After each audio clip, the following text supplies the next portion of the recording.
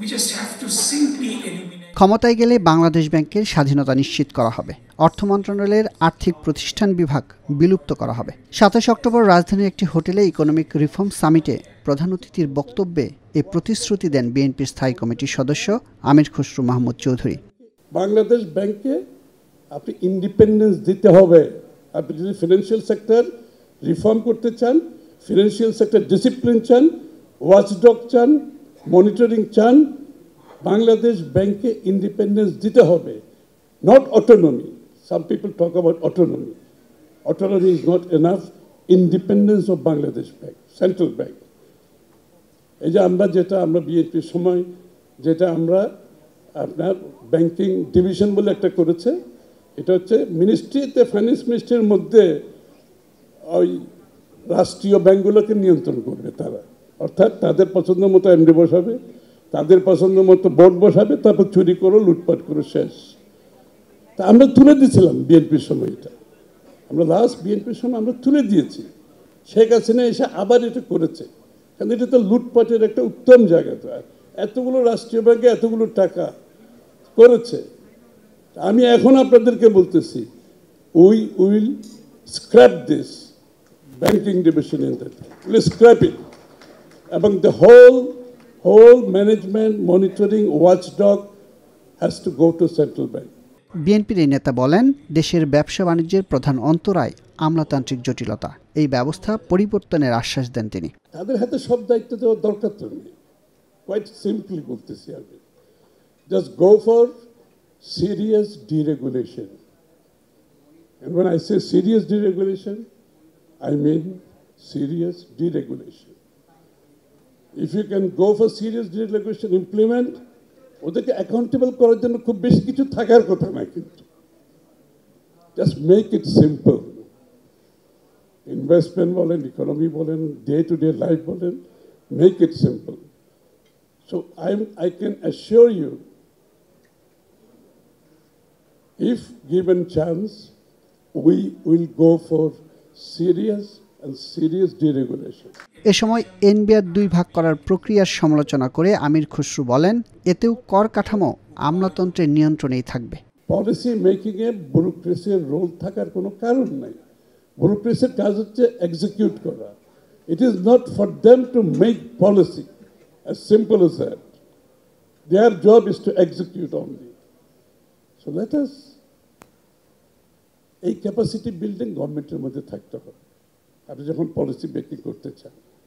আমি একটা কথা খুব রেসপেক্ট বলতেছি, যেমন এনবিআর এর যে ২ ভাগ করছে না এখন, ওই যে ট্যাক্সের লোক আছেন উনি, কি লাভ হয়েছে? কোন লাভ হয়েছে? লাভ হবে না, কারণ আপনি সব এখানেও ব্যুরোক্রেটরা, ওইখানেও ব্যুরোক্রেটরা। You think it's good enough? Economic reform সামিটে ব্যবসা বাণিজ্যের নীতি সমস্যা, কর ব্যবস্থাপনা এবং আমলাতন্ত্র নিয়ে নানা মন্তব্য উঠে আসে অতিথিদের বক্তব্যে। Bangladesh, 54 years on from its independence, does not have a national investment policy. আমাদের পরিবেশ নীতি আছে, এগ্রিকালচার নীতি আছে, আইসিটি নীতি আছে, many more.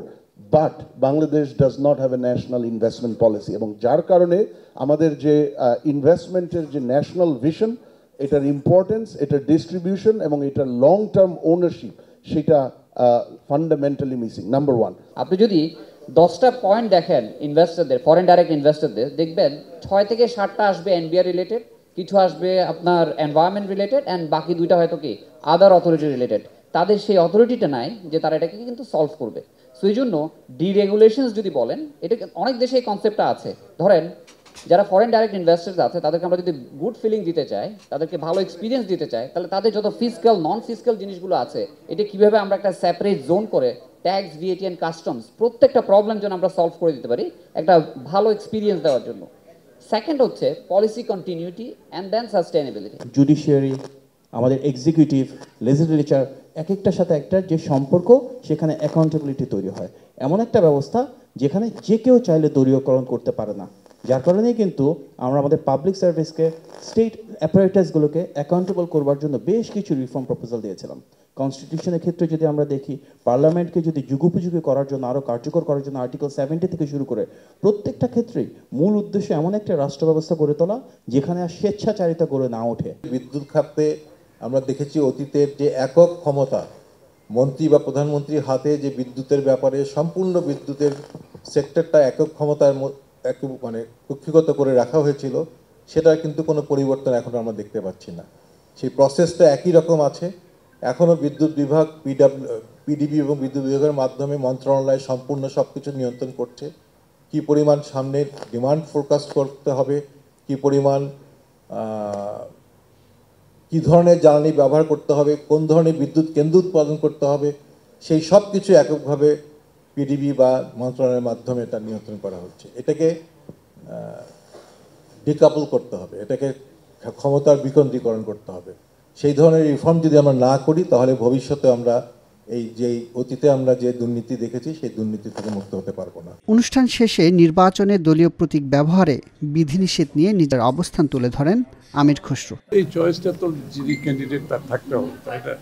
আমি মনে করি ওই রেস্ট্রিকশনটা ওই দেওয়াটা বোধহয় সঠিক না। আমার মনে হয় এই চয়েসটা একটা ক্যান্ডিডেটের থাকতে হবে, সে কি কোন মার্কাই করবে এটা তার নিজস্ব ব্যাপার। ওই রেস্ট্রিকশনের প্রয়োজন নাই, এটা তো আগেও ছিল না। সুতরাং নতুন করে এটা আনার কোনো কারণ আমি দেখতে পাচ্ছি না। আমি মনে করি না এই রেস্ট্রিকশনের কোনো প্রয়োজন আছে।